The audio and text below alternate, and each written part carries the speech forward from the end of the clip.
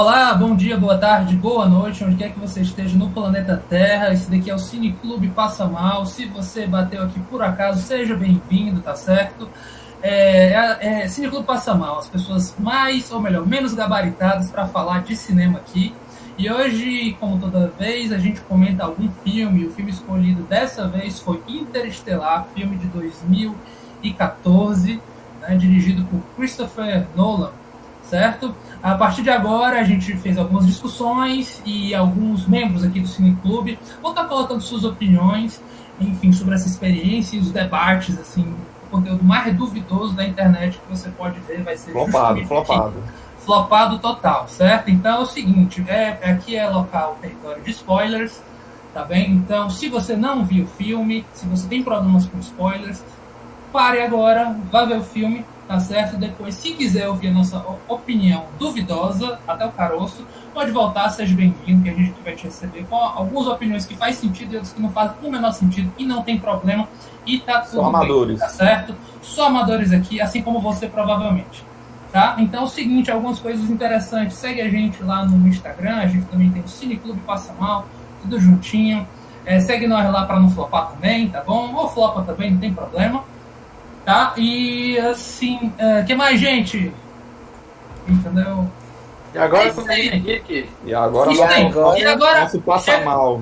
Lembrando que a gente vai fazer uma análise, no caso, né? Não vai ser bem onde a gente já debateu antes a respeito, a gente vai trazer análise dos membros de forma individual. Já foi debatido e você está aqui para ver os highlights, né? Os pontos altos, por assim dizer, entendeu? Que alguns conseguiram, na sua grande iluminação excrescêntica, conseguiu colocar para fora, tá certo? Pois passe mal aí, Henrique. Passe mal, menino Henriqueta. Passe mal aí. Cine Clube aqui número 1 para falar sobre Interestelar. Vamos tentar falar sobre esse filme. Bom, começando a falar sobre alguns pontos fortes, eu acho que o filme, para mim, na minha opinião, aí vai entrar uma questão que não é exatamente cinematográfica da coisa, como alguém que gosta de ciência, um espectador de ciência. Eu acho que a parte da ciência retratada nesse filme é um ponto forte, porque ela conseguiram colocar no filme o conteúdo científico sem ele ficar algo muito chato, muito maçante.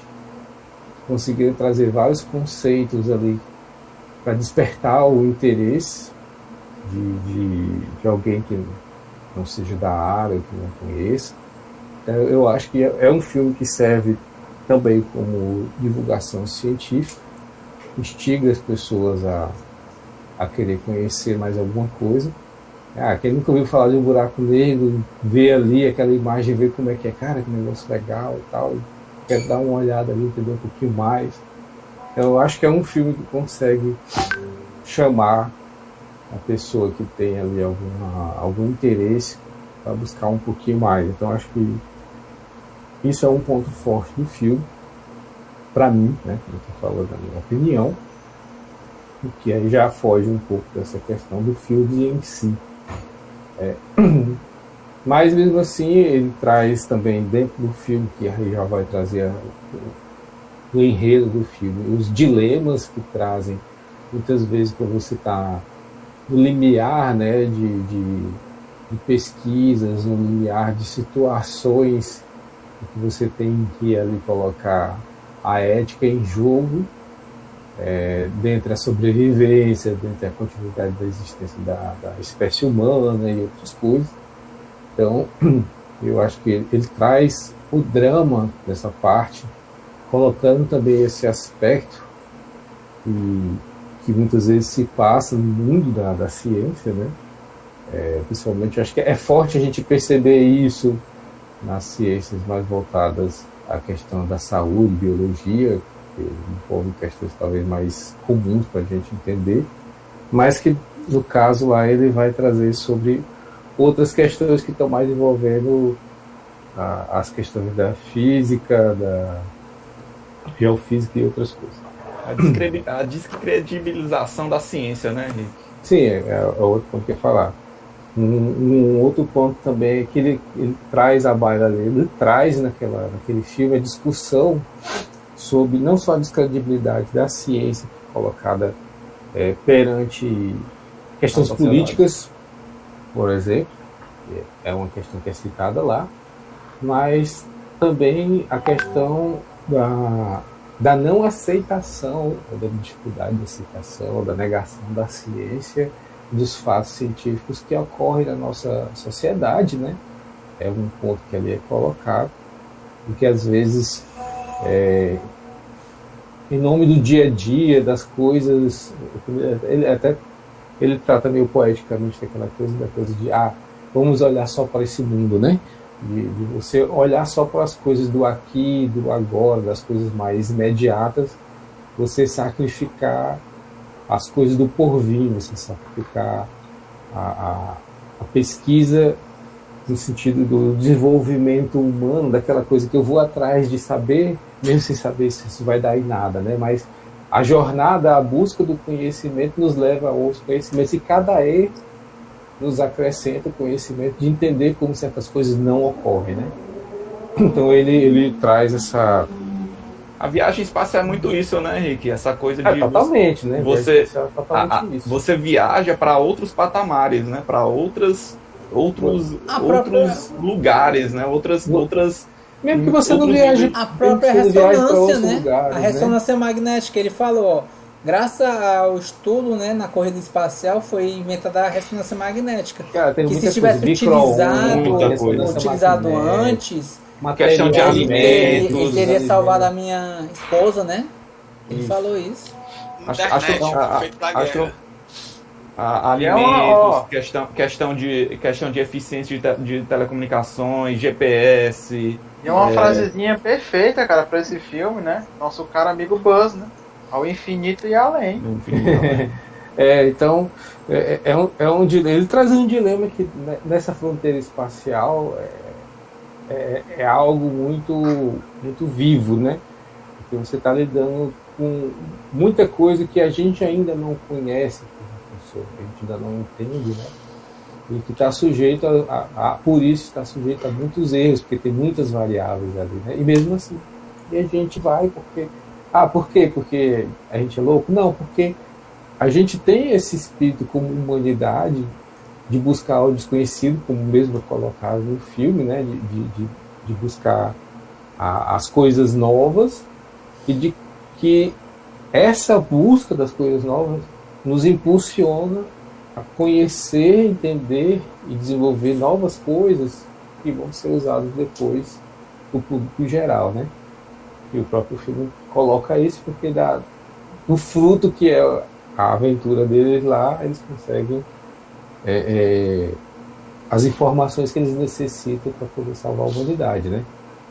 Então, acho que esses são pontos fortes do filme. Pontos fracos, assim, talvez, eu vou colocar na minha opinião também,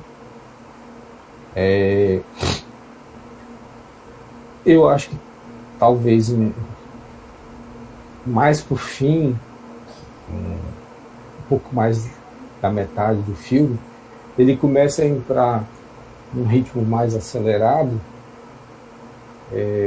porque eles já estão correndo contra o tempo também, né? Acho que tem muito essa coisa de entrar na questão de correr contra o tempo, ali, literalmente, né? Que algumas coisas talvez se perderam um pouco, ou talvez a profundidade de algumas coisas ali talvez se perdeu um pouco. Mas que eu não acho que desabola, que tira nada do filme por conta disso. Mas quebrou um pouco para você, né? Um pouco, assim, não foi tão bem trabalhado como ele vinha trabalhando em todo o ritmo do filme, né? Porque talvez ele se demorou muito para construir a base do dilema que ia ter, como a gente comentou, né? Dos dois núcleos que ia ter ali, dos dois Coopers, né? A filha, a Buffy e o Alice, o nome do piloto.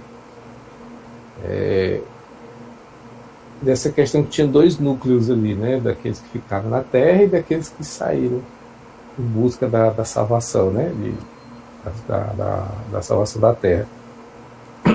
Então teve toda uma construção para ter o peso, o drama, o dilema todo do que ocorria no peso emocional daquelas pessoas que estavam afastadas. E depois que chegou num ponto do filme, não teve, acho que talvez, mais como desenvolver certas coisas, e isso teve que correr, né? Então, por exemplo, eu não sei se vocês ficaram com essa sensação, depois que vocês deram a opinião de vocês vão colocar. Ficou meio que uma coisa meio nebulosa de que o Cooper desenvolveu vou colocar assim, uma atração pela doutora Brand ali, né? Pela filha do Dr. Brand. Então, eles desenvolveram um relacionamento que talvez ele não quis dar um pé dentro porque ela já tinha uma pessoa que ela gostava, né? Platônico, né? Então, não só platônico, como totalmente à distância, sem contato nenhum, né? Que ficou. Namoro à distância, funciona ou não, Henrique? Ih, apareceu a história. E aí ficou aquela coisa de que você ficou naquela ideia do porquê que ele explorou de querer saber essa informação. Depois tem aquele outro momento que é o momento que ele aparece para ela na nave, né? Que é o momento quando eles estão indo no buraco de minhoca, que aparece aquele ser, na verdade era ele. Por que ele foi atrás dela? Por que ele estendeu a mão para ela? O que foi que teve, né? Aí ele começa a dar algumas ideias de que teve uma conexão, alguma coisa que se desenvolveu ali, porque ele vai atrás dela no final, mas dá uma ideia de como ele está indo como o cavaleiro que vai salvar a princesa. É o amor. O amor quebra dimensões, ele atravessa espaço-tempo. Isso é uma coisa que perdeu ali, não deu para desenvolver. Você capta nessas tendências aí, mas foi uma coisa, uma das coisas que eu estou citando aqui, porque são coisas que aparecem bem claras no filme, né? Então acho que talvez o ponto fraco seja um pouco isso, que depois para frente ficou mais acelerado e algumas coisas não deu para se desenvolver, né? Então um ponto fraco para você foi a questão do romance mal desenvolvido? Não um romance mal desenvolvido, mas a pressa mesmo que teve em alguns acontecimentos já bem mais lá para metade do filme já, que aí já não deu para desenvolver. O cara já estava literalmente correndo contra o tempo. Então, algumas coisas tiveram que ficar em segundo plano ali e tiveram que acontecer. Né? Bom, algumas considerações. Agora você fala com os pontos fracos, mas algumas considerações que eu quero dar de uma forma geral. Eu acho que esse filme, apesar de ser 2014, se não me engano, eu acho que ele traz, ainda hoje, e eu acho que por um bom tempo, uma discussão, levanta pontos sobre essa questão do limiar, até onde a gente deve ir com a ciência, até quanto a gente deve abrir as asas para explorar a ciência, até onde é permitido, até onde é ético, até onde é moral, até onde é bem visto, né? Porque tem um ponto lá que também é falado de quando a NASA tem que funcionar por baixo dos panos porque ela vai causar uma impressão política muito ruim por causa do momento, né? Então tem muito essa questão, né, desse discurso de até onde é permitido se fazer certas coisas, tanto por questões éticas, morais, mas também por essa questão de imagem, né? E hoje, especificamente hoje, a gente passa por uma questão assim, que a exploração espacial está entrando em um momento que está se investindo muito, está crescendo muito, está começando a ser visado os olhos também para isso, de entrar em julgamentos desse tipo. Ele está investindo muita coisa ali, por que em vez de investir ali, a gente não investe em outro lugar? Né? Então, tem muitos esses questionamentos. E também, que é a coisa que traz no filme, que eu mencionei, e aí entra nesse ponto, né, das pessoas que querem colocar os panos quentes no desenvolvimento da humanidade nessa parte do mundo científico e tecnológico, Né? Não vamos desenvolver para lá porque a gente está precisando disso. Vamos desenvolver para aqui. Mas, Henrique, tem pessoas passando fome aqui no planeta. Será que a gente precisa investir em foguete para poder fazer enquanto as pessoas morrem de fome aqui? Mas essa é a questão, porque a ciência, o desenvolvimento da ciência, ela não é totalmente linear. E não é tão imediatista, né? Não é imediatista, não é linear, e ele é cumulativo. Então, você faz um desenvolvimento num campo que vai descobrir uma coisa que vai abrir para um outro campo. Então você pode estar descobrindo alguma coisa para viajar para outro planeta, mas o que você vai precisar desenvolver ou que você vai descobrir lá pode trazer descobertas que vão, por exemplo, sanar os problemas aqui de saúde, por exemplo. Pronto, eu posso só fazer um adicional, Henrique? Sim. É dito uma coisa que eu já cheguei a ouvir, que eu ouvi falar, né? Não posso afirmar que é realidade. É que um dos problemas que teve a NASA com aqui a região do Brasil é que para você funcionar uma pesquisa espacial, né, você mandar um foguete para a Lua, para o espaço, você precisa de um investimento continuado e uma política continuada perante um projeto. Ou seja, se você muda de gestão, o que muitas vezes ocorre, e no momento que você muda de gestão, vai mudar os processos, vai cortar os investimentos em ciência, ocorre exatamente esse problema. Logo, não é de interesse para outras pessoas, porque realmente o estudo espacial é um estudo caro. Então, para ele trazer resultados, você precisa... Demorado. Mas, assim, para ele trazer frutos, também é importante que ele seja continuado, exatamente para você ter toda uma análise científica para trazer os resultados desse trabalho. Se você faz em curto prazo, na maioria dos casos não funciona. Nesse momento que a gente, pegando só um ponto para comentar, nesse momento que a gente está hoje, em que a iniciativa privada entra, é um ponto positivo, porque ele não se limita a essas questões governamentais e nem locais. Então, tem ponto negativo? Tem pontos negativos, mas eu acho que nesse momento em que a gente já tem instituições governamentais que podem normatizar, que são bem definidas, isso falando a nível mundial, né? Não a nível do país que a gente está. Iniciativa privada, né, Henrique? É a solução, né? Não é a solução, mas eu acho que nesse momento ela entra num momento bom, porque ela desvincula dessas questões governamentais, né? Pode crescer sem estar vinculado a isso e vai gerar essa base científica, porque aí ele vai, né, ter empregos nessa área, vai fomentar a pesquisa, vai fomentar outras coisas que depois as iniciativas governamentais podem se usar disso. Não, bacana, acho legal o bilionário aí pegando voo aí gastando milhões aí na pesquisa para pegar voo, para dar passeiozinho o senhor Jeff aí, o Jeffinho. O Bezozinho, né? Mas é aquela coisa que a gente tem que ver, por exemplo, muitas das coisas que a gente tem hoje, por exemplo, o avião. O avião, antigamente, era hobby do milionário, cara. Não era pobre que ia construir avião, incentivar a pesquisa de coisas, de motor e de outras coisas para avião, entendeu? E o incentivo na pesquisa vai barateando também a tecnologia, cara. Isso. Coisas que eram muito caras, conforme vai se desenvolvendo, vão se barateando.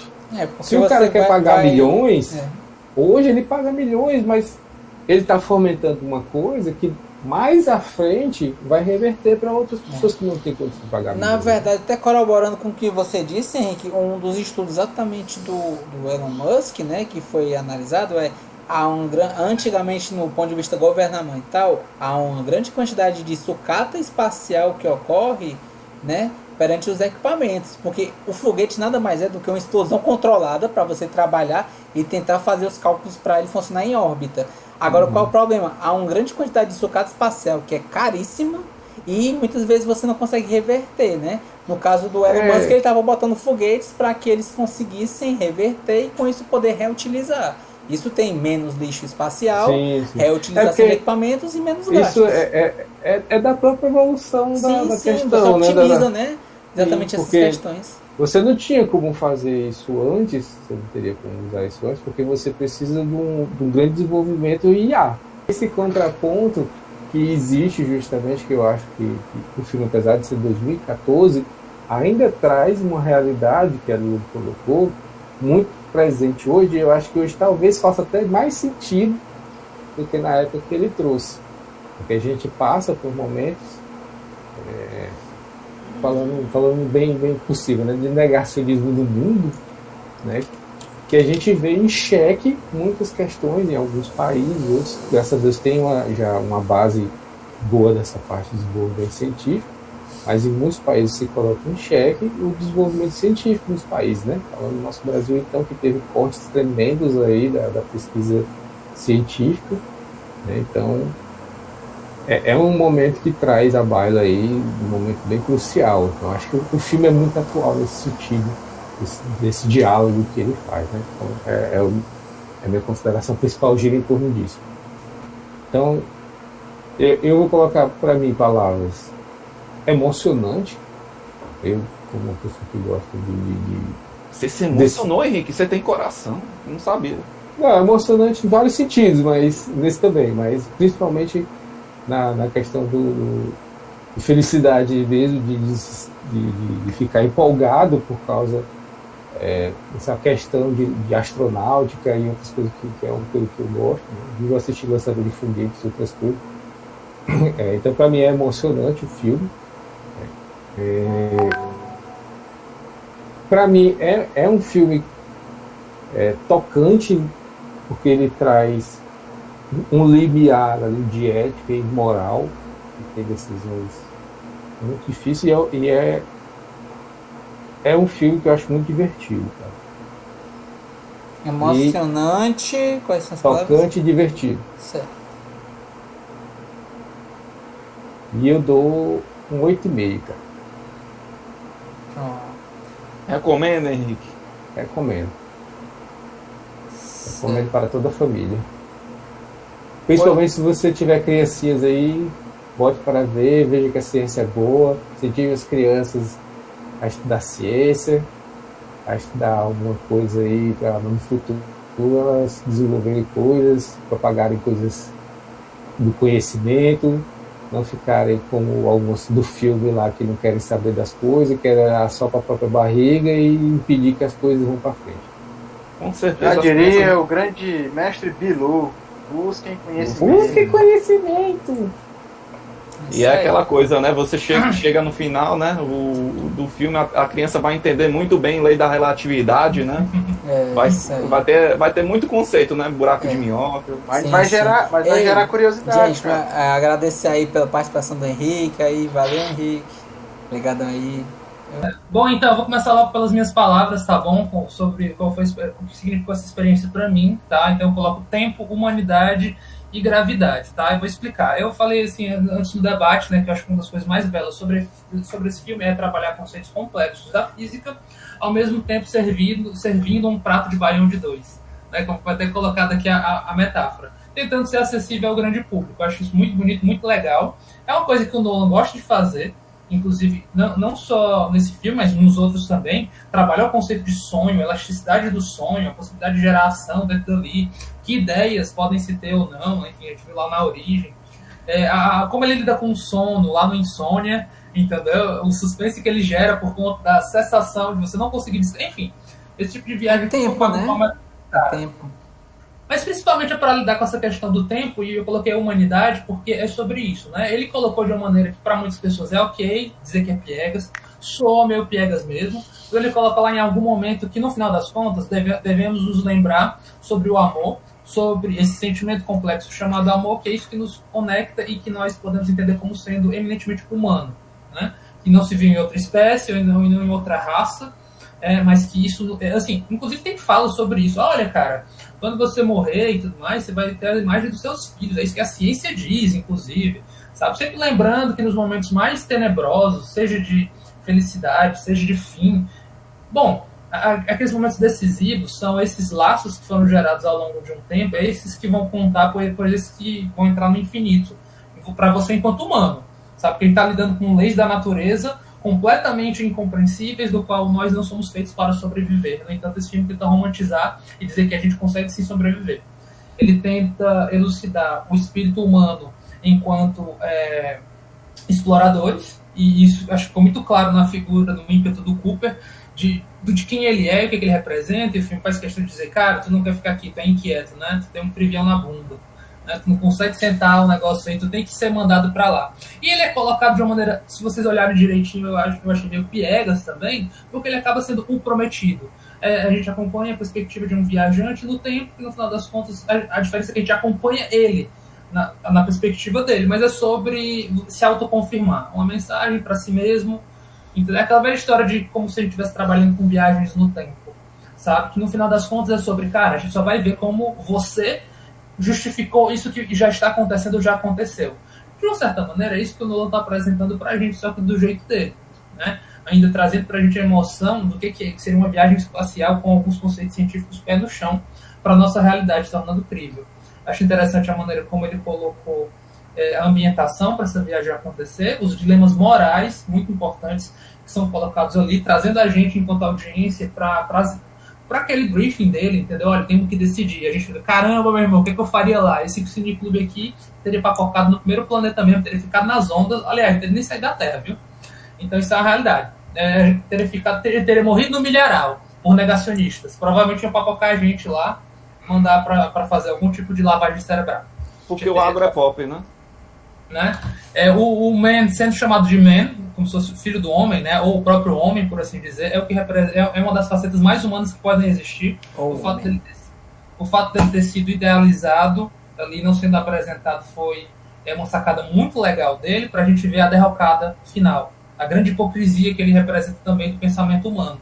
Assim, eu acho que no final das contas ele é um filme que tem muita influência também da cinematografia sci-fi ali, como a gente estava falando antes, né, do 2001 Odisseia no Espaço, aqueles momentos finais ali, quando o Cooper finalmente entra no Gargantua, de fato, se torna uma viagens dignas de que a literatura talvez conseguisse fornecer, e o Nolan tentou colocar pra gente uma puta tensão, e foi bonito, um pouquinho piegas, bonito, confuso, tudo ao mesmo tempo, elucidando pra gente que os terceiros que lá faziam a historinha acontecer, esses sim tinha um domínio das cordas da gravidade, né? Então, assim, falando em gravidade, tem um livro muito interessante, lançado há muito tempo, que é O Homem Sem Gravidade, colocando a hipótese de que seríamos nós se não houvesse gravidade no sentido simbólico, né? Mas, de alguma maneira, é uma força que existe nós que nós não vemos, né? Temos apenas os seus efeitos, e daí supomos que ela existe, tentamos fazer cálculos em teses para comprová-la. No final das contas, elas colam a gente, mantém os ossos no lugar, células, enfim, dão um sentido de unidade para a gente. E eu acho que é muito cabível para as metáforas que estão nesse filme também. Relembrar os laços humanos e se isso importa ou não. Essas são minhas palavras, pontos positivos, negativos. Negativos, o que eu acho? Eu não sei, não consigo pensar em pontos negativos agora. Honestamente.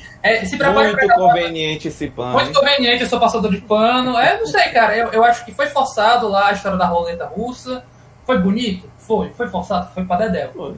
Entendeu? Sabe, me emocionei, foi emocionante, tá? Mas achei forçado aquilo ali. Eu achei como eu falei, foi uma série de erros estúpidos e bizarros, aqueles que aconteceram na descida do primeiro planeta, o planeta Miller, que teve, entendeu? Eu acho que o núcleozinho da Terra, que tenta colocar uma apoteose, né, uma urgência no núcleo da Terra por parte da Murphy, ele foi um pouquinho relegado mesmo, não tinha, sei lá, muito o que fazer, a não ser preparar para grande descoberta. Tinha que focar nos negacionistas que estavam lá.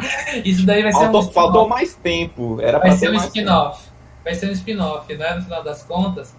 Então é isso. E eu acho que rendeu uma das cenas, para mim, que são mais lindas do cinema, que é quando nós humanos nos deparamos com a relatividade ali posta, né, de um pai vendo, se dá a hipótese da gente se comunicar com os nossos filhos tendo a nossa própria idade. Eu acho que é um exercício assim, que a ficção científica e as mitologias conseguem oferecer pra gente, muito lindas, muito legais. E acho que naquelas condições foram muito especiais. É muito bonita a atuação, eu acho que é bem convincente. Quer colar, o Cooper tem uns cacoetes, né, o ator, tem uns cacoetes meio estranhos, você tem que botar forçado, dá uma persona de tipo, eu sou destemido, entendeu? Aquela coisa meio assim. E aquela sacadinha ali do final, né? Tanta luta para finalmente encontrar a própria filha, e é um encontro tão fugaz que no final das contas ela diz, te encontrei, sabia que você ia voltar, mas você tem que seguir seu destino, e ajudar a doutora lá a restabelecer a humanidade, que talvez seja a humanidade que vai gerar a quinta dimensão, e que se torne justamente eles. Vai saber, são finais abertos. Que quando o segundo sol chegar para realinhar as órbitas dos planetas. Nando Rei já tinha dito já. Quando o segundo sol chegar. Então é isso, vou passar pano mesmo, fico ali com a nota do Henriqueta, 8,5, acho que é justo, e eu sou difícil para mim falar porque eu pago pau pro Nolan mesmo, foi mal isso, foi. E Nolan no céu, cara. Vamos lá, gente, certo lá. Interestelar. Cara, quando eu penso em Interestelar, a primeira coisa que eu penso logo é naquela frase do Stephen Hawking, né? Olhe para as estrelas, não para os seus pés. Que é justamente esse espírito que a gente tem ali. O futuro daquelas pessoas não está mais na Terra. Por algum motivo não nos é explicado, a Terra não é mais viável. E nós temos que realmente começar a buscar. A situação do planeta é crítica, as pessoas passam fome, o governo já não tem tantos recursos para investir naquilo, é tanto que tem que investir em segredo. E a partir disso você vê a ciência perdendo força, e quando ela não consegue entregar as respostas que ela precisava entregar, ela começa a ser duvidada, questionada e negada. E isso é o começo do Interestelar. Mas conforme ele vai avançando, ele vai mostrando o que a ciência realmente está mostrando ali. E ele vai nos convidando a conhecer todos esses conceitos científicos, que para a maioria da gente nunca vai cruzar com eles, lidar com eles, mas que são tão fantásticos e nos cativam tanto, sabe? Eu achei Interestelar um filme daqueles que ele começa numa velocidade relativamente lenta, mas de repente ele vai imergindo a gente, sabe? Ele arranca o nosso fôlego, prende a gente na trama de um modo que a gente não consegue mais sair. Essa grandiosidade dele, na minha opinião, é ainda mais arrebatado pela trilha sonora que é ridícula de tão boa. Eu acho criminoso ninguém falar dessa trilha sonora. O Hans Zimmer, na minha opinião, tipo, ele é foda. Todo filme que ele faz é foda. Ele fez o Duna agora recentemente, foda. Fez Sherlock Holmes, foda. Mas no Interestelar, na minha opinião, tipo, foi assim, a obra-prima do Hans Zimmer até agora. Eu coloco essa trilha sonora no meu computador e, tipo, se fico viajando, fazendo minhas coisas e ela tocando, tipo, fundo. Eu acho lindo, maravilhoso, perfeito. Os personagens, eles têm cada um suas falhas, seus defeitos. Eles têm muito, cada um, as suas próprias características, suas próprias segredos, deixando claro, bem claro para todos, eles são humanos. Eles têm falhas, mas eles estão ali no quê? No ideal de fazer o melhor que eles podem pela humanidade. Os nossos dois protagonistas que a gente vai acompanhar mais, o Cooper e a Dra. Brans, vocês podem ver, eles estão ali, ó, de corpo e coração, querendo salvar a humanidade. A doutora Brans, ela já está um pouco mais preparada de caso der errado, ter o plano B, mas o Cooper não, tipo, é o plano A até o fim. É tanto que quando é dito para ele, olha, não vai rolar, ele diz, pô, eu vou voltar sozinho, porque eu vou contar pra galera o que tá acontecendo. E a gente vai se agarrando a esses personagens, pelo menos eu fui criando empatia, e a gente vai temendo pelas vidas deles, vai torcendo, sofrendo com as dores dele. O Cooper, como o Eduardo me falou, cara, quando ele vai vendo os vídeos da filha dele que manda pra ele, mas é um filho, né? A filha nunca manda, e quando ela manda, porra, meu amigo, é de cortar o coração, é realmente pesado.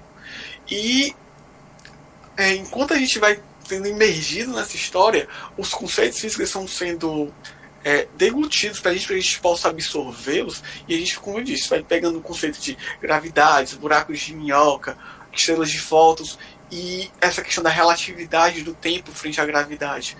Então eu achei o filme muito bem construído. A parte do Tesseract eu achei uma ótima maneira de demonstrar como seria quebrar essa quarta dimensão do tempo, que a gente não consegue, a gente só consegue ver a entropia numa direção, a gente não consegue ver em outras, e como ele poderia ser. O que eu não gostei do filme? O final do filme realmente, infelizmente, é um banho de água fria. Não precisava ter uma série de piadas e conceitos que, na minha opinião, tipo, não enriqueceram o filme.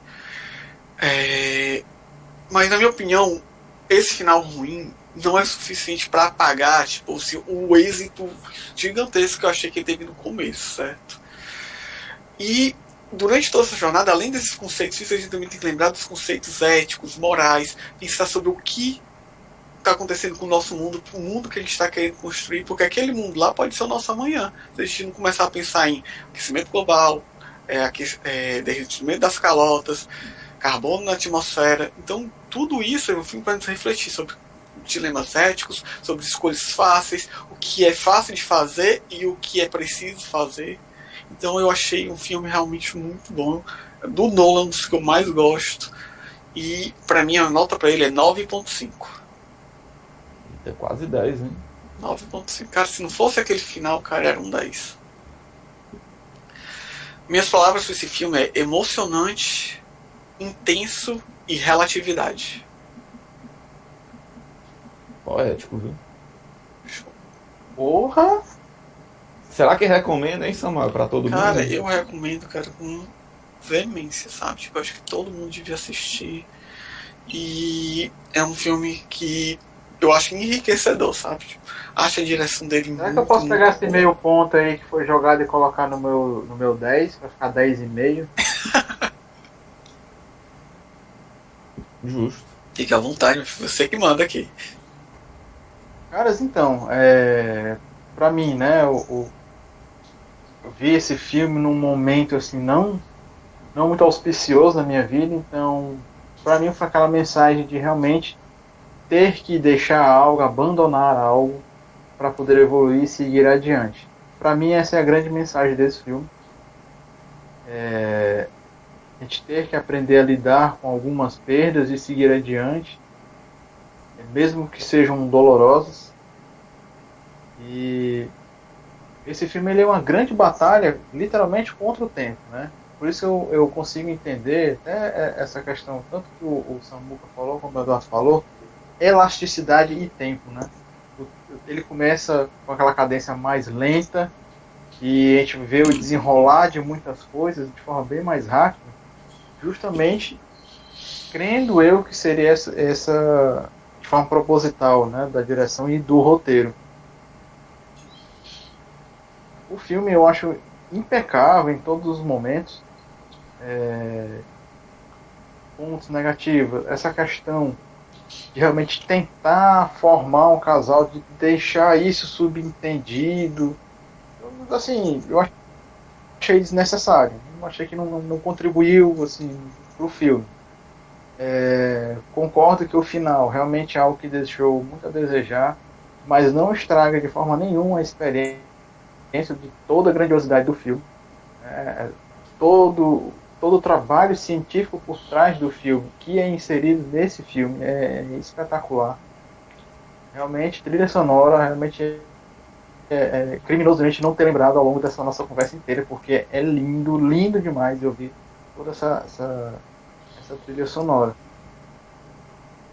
Cara, é um filme pra mim marcante e eu acho que vai ser um filme que pra mim já é um clássico. Não, daqui a alguns anos a gente vai revisitar, a gente vai ver o que foi discutido aqui, e eu acho que é um filme que dificilmente seria desbancado. Então, pra mim, fico também com a nota 9,5. Cara, pra mim, um dos melhores filmes de sci-fi assim, de todos os tempos. E palavras, cara, vamos nós. Gravidade, moralidade e ética.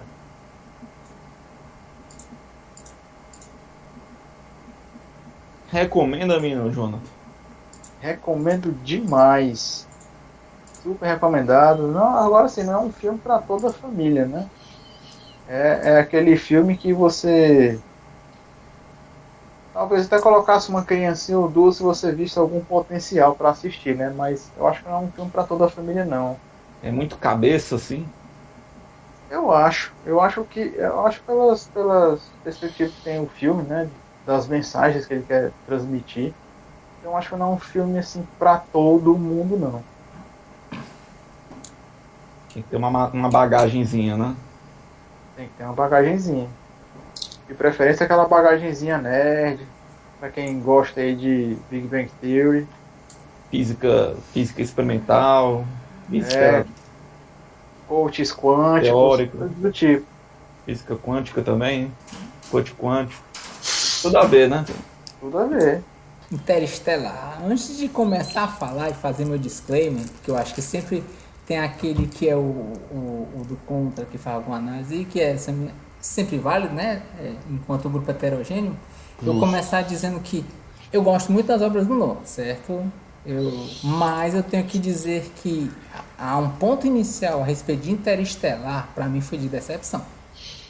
Porque eu caí na maldição do hype. Todo mundo que eu vejo que fala, foi um filme tão bom, eu fui ver e eu fiquei com aquela sensação de não achei tudo isso. Então, vamos lá trazendo os elementos a respeito da minha argumentação, certo?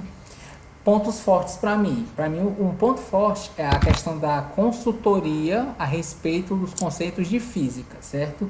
O Kip Thorne, que ele foi o ganhador do Nobel de Física em 2017, certo?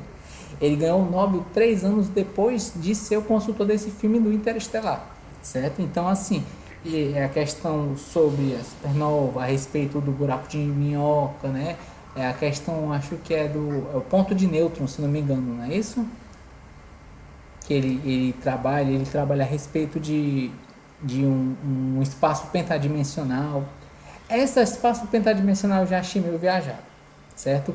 E a respeito das liberdades criativas que o filme teve do ponto de vista científico me causou um certo desconforto, porque, por exemplo, a gente até conversou isso depois sobre a questão do debate, né? Que foi analisado pelo Kip Thorne, né? Que seria aquela questão lá das naves, né? Que tem aquele repuxe e que para isso não teria que ser um buraco de minhoca e eu acho que é um ponto de nêutrons, né?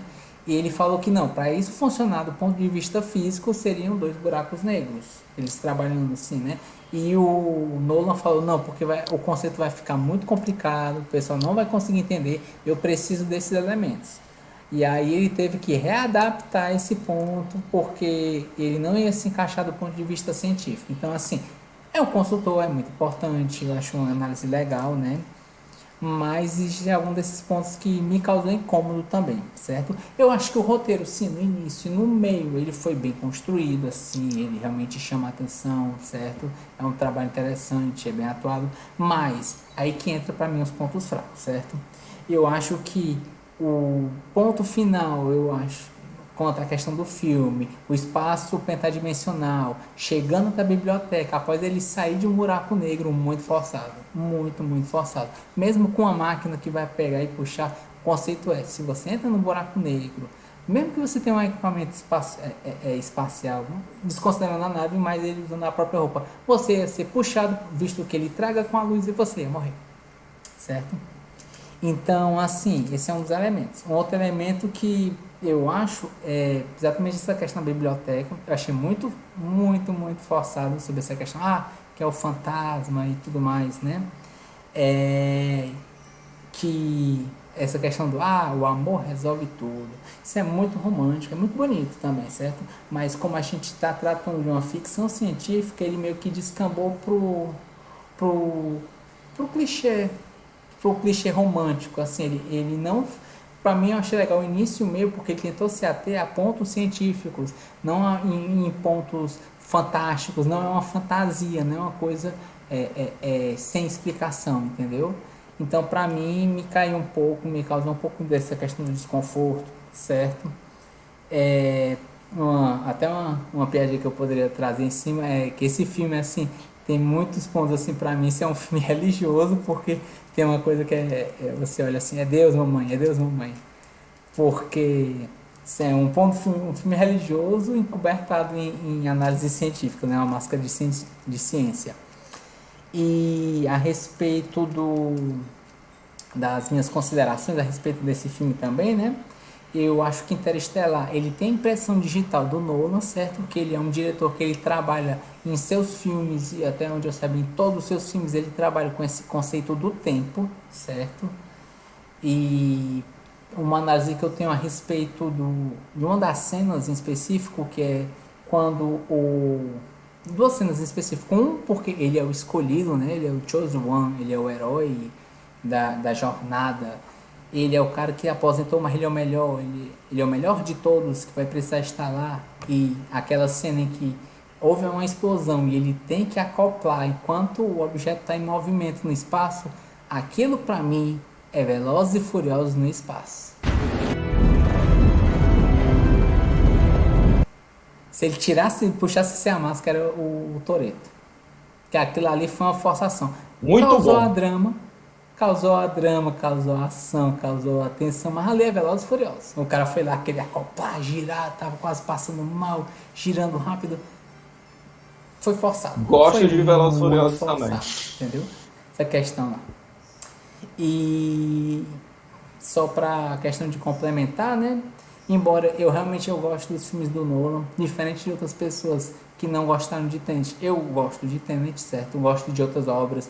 Eu acho que A Origem é um filme excelente, certo? Eu gosto de Amnésia, Insônia. Gosto dos Batmans do que o Nolan fez. Dunkirk eu particularmente também não gosto, porque ele fez de uma maneira muito forçada e bem esquisita. Mas enfim, né? A gente está tratando sobre Interestelar. Embora eu acho que ele traga conceitos interessantes a respeito do filme e ele traga um consultor que tentou, de uma certa forma, demonstrar, né, poderiam ser até estudos científicos, para mim, eu achei o final do filme anticlimático. E a verdade é que eu esperava mais, certo? É uma obra legal, é uma obra interessante, mas o final me incomodou. Alguns elementos, mas principalmente o final me incomodou, certo? Então, assim, minha nota para esse filme é um 8, porque eu não vou tirar não vou colocar o desmérito do filme nas obras, inclusive na questão da sonoridade do filme, né? O Hans Zimmer realmente é um ótimo um ótimo produtor, né? A respeito da música, né? Os mixes de som, ações sonoras. E minhas palavras para esse filme são Código Morse, Buraco Negro, na verdade, Buraco Negro não, Buraco de Minhoca e Tempo. Recomenda, menino Davi? Cara, é o tipo da coisa. Eu recomendo, mas eu recomendo sem hype. Porque o hype, principalmente quando se trata do Nolan, quando você chega no hype, o hype é o que precede a queda. Aí, sem hype pra Dark Knight. Sem hype. Eu vou assistir sem hype. Sem hype. Assista com a cabeça aberta, porque se você for hypado, a chance de você não gostar é... Eu entendo o menino Davi, porque eu ouvi muita propaganda assim, de Hereditário, né?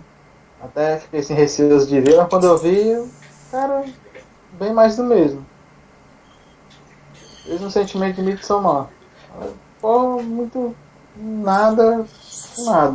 Sentimentos diferentes, viu, Ney? Discordo educadamente, Ney. Eu também discordo educadamente, cara. Na verdade, eu discordo sem educação, porque Midsommar, eu acho um insulto você comparar a identidade com Midsommar. Eu não acho insulto, não. Acho que são obras interessantes. Mas eu acho Midsommar uma falha catastrófica da Ari Aster, cara. Olha, uma das, né? Ele tem dois filmes, cara. Um deu muito certo, outro muito errado, cara. É quase o Yui cara. Discordo também. Uma das é ótimo. Eu acho legal as análises e as coisas. Uma das. Vamos lá, eu queria começar a minha crítica, né? Minha análise final, né? Fazer uma citação ao Neil deGrasse Tyson agora. Pegar uma entrevista que ele deu falando sobre esses questionamentos finais do Interestelar, né? E eu queria começar, né, fazendo uma livre tradução, né, uma coisa também que meio minha também, falando assim, né? A humanidade sempre buscou chegar em lugares, né? Sempre quisemos ir ou se quisermos ir para um outro lugar do planeta, por exemplo, nós livremente vamos lá e vamos até aquele outro lado do planeta nos movendo, né? Livremente. Movidos pelos nossos desejos de chegar lá, né? De chegar ou até mesmo no espaço, né? Nós vamos lá movidos por desejos e, lógico, por sacrifícios, né? Por custos, né? De chegar até esses lugares, né? E quando não estamos satisfeitos de onde chegamos, o que é que fazemos? De novo, nós partimos numa jornada ou voltamos para o local de origem, né? Então, nós podemos nos mover livremente, né? Em todas as dimensões do espaço, né? Mas não com tempo. estamos presos eternamente naquilo que chamamos de presente. E não podemos nos limitar fisicamente, nós não podemos nos mover livremente e fisicamente pelo tempo, né? Pelas dimensões que o tempo se estende, né? É por isso que esse filme fala muito sobre essa questão de coordenadas, né? De coordenadas espaciais, né? A gente tem as coordenadas espaciais, mas a gente paga com o tempo, né? E o tempo, ao longo que a gente vai vendo, né? Até chegar ao ápice do final, né? A gente vai para uma dimensão superior, né? A quinta dimensão, né? E lá nós conseguimos visualizar, né? O tempo como se fosse o espaço, né? O espaço, o tempo vira o espaço, vira aquela biblioteca, né? No decorrer daquela quinta dimensão, né? E a gente vê esses questionamentos, né? Como é difícil, né? Chegar o quão fascinante, né? Olhar o tempo como se fosse o espaço, né? Nós podemos ir para frente do tempo, voltar, retroceder, reviver, fazer alterações, né? E é isso que é interessante da ficção científica, né? Será que estava o tempo todo prescrito o que o Cooper fez no decorrer daquela história, né? Será que ele estava alterando? Isso aí é um dos dilemas que a ficção nos joga, né? Joga junto com as outras os outros questionamentos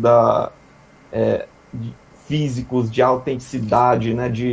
De verossimilhança, né? Que ele nos joga com o aparato da ciência, né? Com o aparato do conhecimento, com o aparato da noção, né? Da noção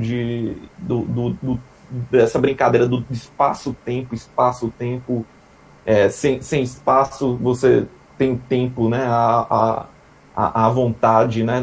Naquele buraco negro, naquele horizonte de eventos, né? Então, o final ficou com o Kubrick feito? Acho que sim. Acho que ele ficou bem perfeitinho. Não ficou, não? Ficou uma equação perfeita, né? Uma equação perfeita no horizonte, né? Então é isso. Sobre o filme é muito sobre essa brincadeira, né? De dualidades, né? Do tempo, espaço, a necessidade humana de se mover para esses lugares, para se mover pelo tempo, de voltar, de ir para o futuro, sendo que está preso no presente e ainda assim querer ir para o passado e alterar o passado. Então são coisas que o Nolan a gente já tinha visto, né, em outros filmes, né, da carreira dele, né? E ele continua ainda brincando com isso, mas com esse filme tem as questões, né, de um embasamento, assim, um embasamento de conceitos, né, de ideias, e muita imaginação, né, quebrar essas barreiras de espaço, tempo e viajar, né, nessa loucura, né. E isso é muito legal, né? Isso torna já faz o filme muito interessante, né? De a gente pensar, né? De como a gente pode ver o espaço de uma outra maneira, do tempo de uma outra maneira. Enfim, tô me repetindo, né?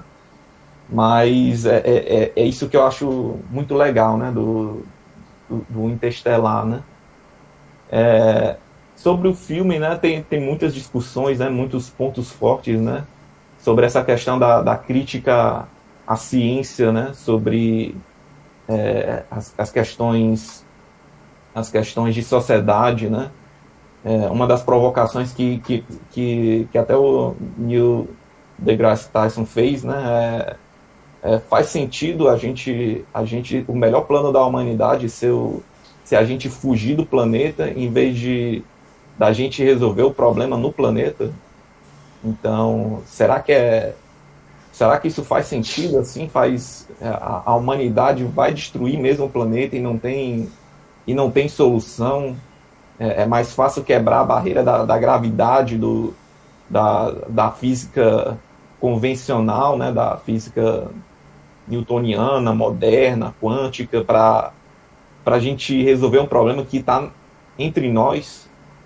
É um questionamento assim que é uma crítica muito, muito forte assim, que o filme nos dá, né? Mas, lógico, sem isso a gente não teria aventura, né? Não teria não despertaria o desejo, né? O desejo de conhecer o desconhecido, de conhecer de ver outros ambientes, outros eventos fascinantes, né? Como essa questão dos buracos de minhoca, sobre as questões do buraco negro, enfim, dessa física que pra gente é tão fascinante, né? Que nos rende tantos assuntos, né?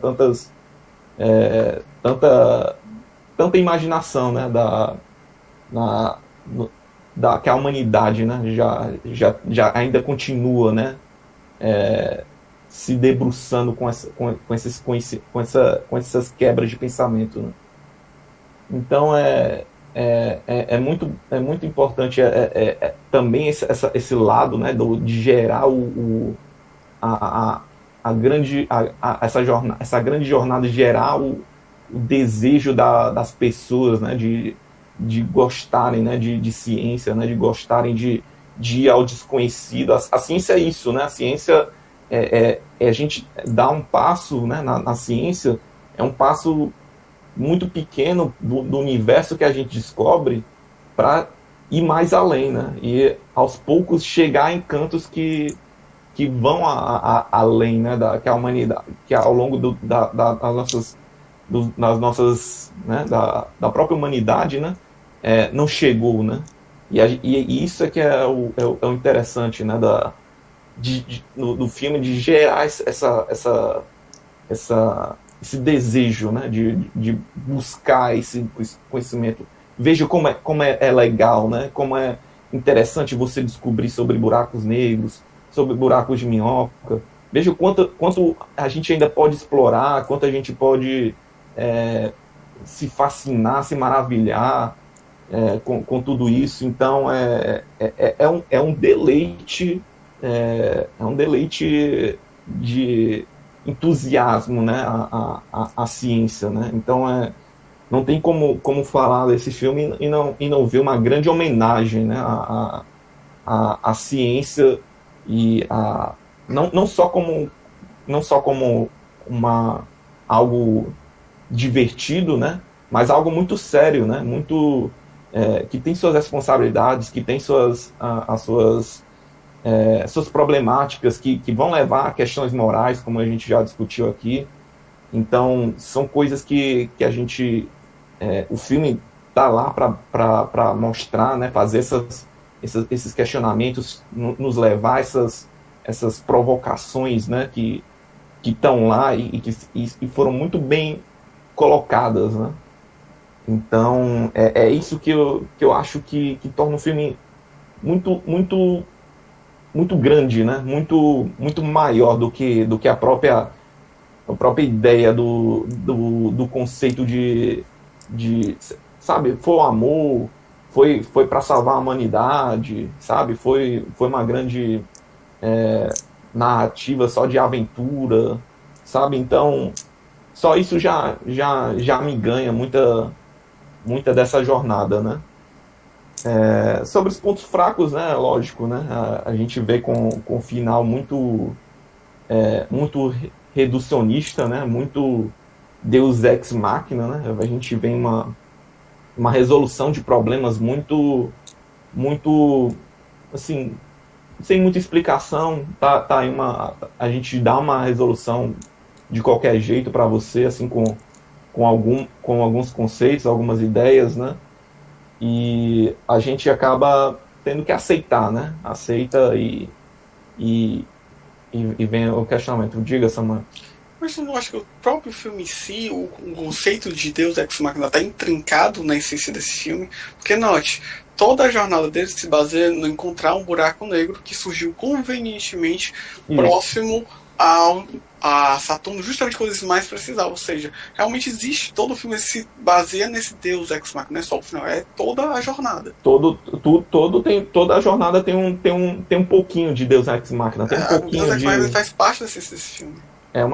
Assim como o clichê faz parte desse filme. E de novo, não estou dizendo que isso é necessariamente ruim. Esse filme ele faz parte.